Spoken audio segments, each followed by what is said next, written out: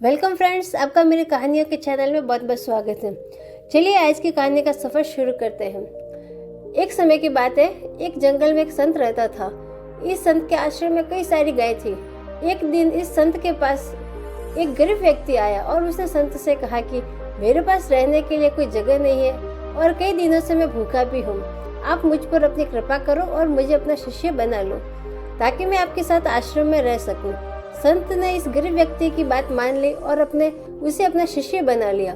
संत ने उसे गाय दे दी और कहा कि तुम इस गाय की सेवा करो और इससे मिलने वाला दूध केवल तुम्हारा ही होगा।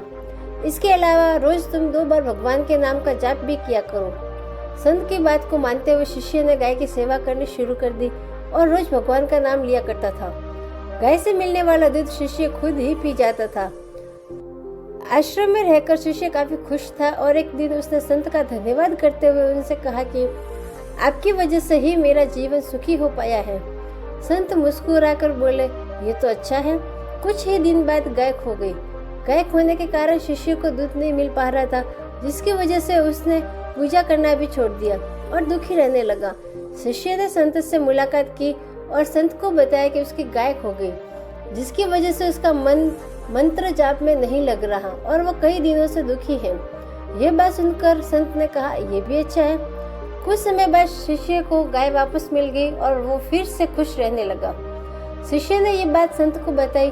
संत ने गाय मिलने की बात सुनकर कहा, ये तो अच्छा है। ये सुनते ही शिष्य हैरान हो गया और उसने संत से कहा कि मेरे जीवन की हर परिस्थिति में आप अच्छा है, ये क्यों कहते हैं? संत ने जवाब देते हुए कहा कि सुखी और सफल जीवन पाने के लिए सुख हो या दुख, हर समय प्रसन्न रहना चाहिए। जीवन में आई बुरी परिस्थिति में अपने आप को दुखी नहीं रखना चाहिए।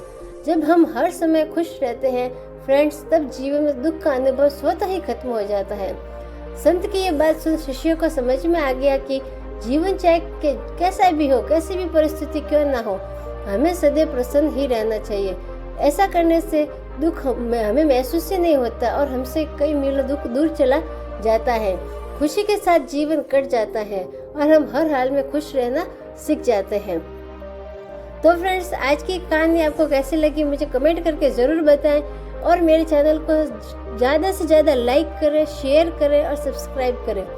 Thank you. कल फिर मिलते हैं एक अच्छी स्टोरी के साथ में, एक अच्छी सोच के साथ में। तब तक के लिए अपना ख्याल रखें। जय हिंद, जय भारत।